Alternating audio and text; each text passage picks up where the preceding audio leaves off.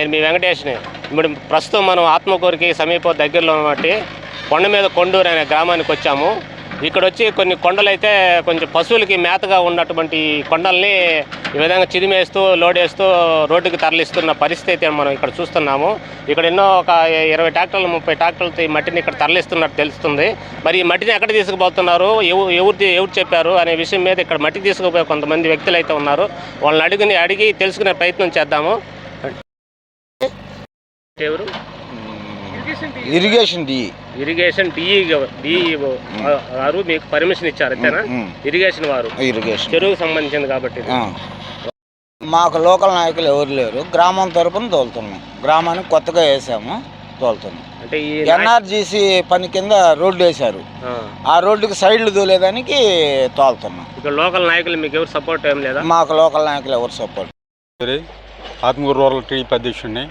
నేను వాసిలి గ్రామంలో 67 NH నుంచి ఊర్లోకి 404 మీటర్ల దూరం సిమెంట్ రోడ్డు వేయడం జరిగింది.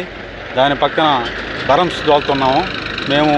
ఇది గవర్నమెంట్ వాళ్ళు PR డిపార్ట్మెంట్ వారు మాకు ఇచ్చిన పర్మిషన్ ప్రకారం మా గ్రామం నుంచి చుట్టుపక్కల ఎక్కడైనా కానీ 5 కిలోమీటర్ల దూరం నుంచి తోలుకోమని మాకు పర్మిషన్ ఇచ్చి ఉన్నారు.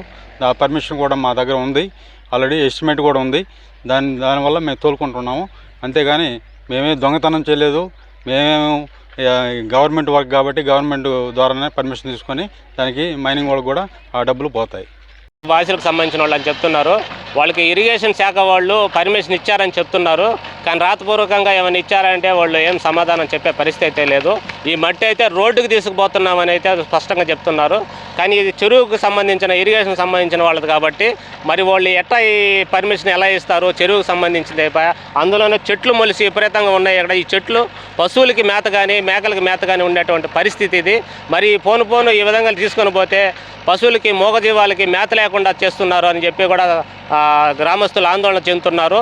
మరి ఇటువంటి జరుగుతున్న దురాక్రమణాన్ని అరికట్టాల్సిన బాధ్యత అధికారుల మీద ఉంది.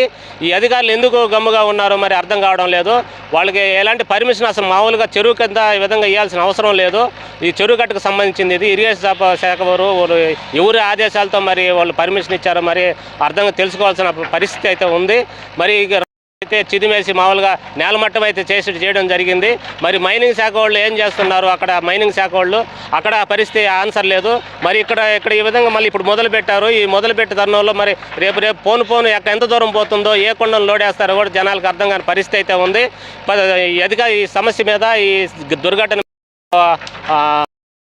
మీద సంబంధిత అధికారులు చర్యలు తీసుకొని ఈ విధంగా మట్టి తోలే వాళ్ళని, గ్రావెల్ తోలే వాళ్ళని, పర్మిషన్ లేకుండా తోలే వాళ్ళని మాత్రం కఠినంగా శిక్షించి చట్టప్రకారం చర్యలు తీసుకోవాల్సింది. మరిన్ని వార్తల కోసం 9 టీవీని సబ్స్క్రైబ్ చేసుకోండి. Thank you.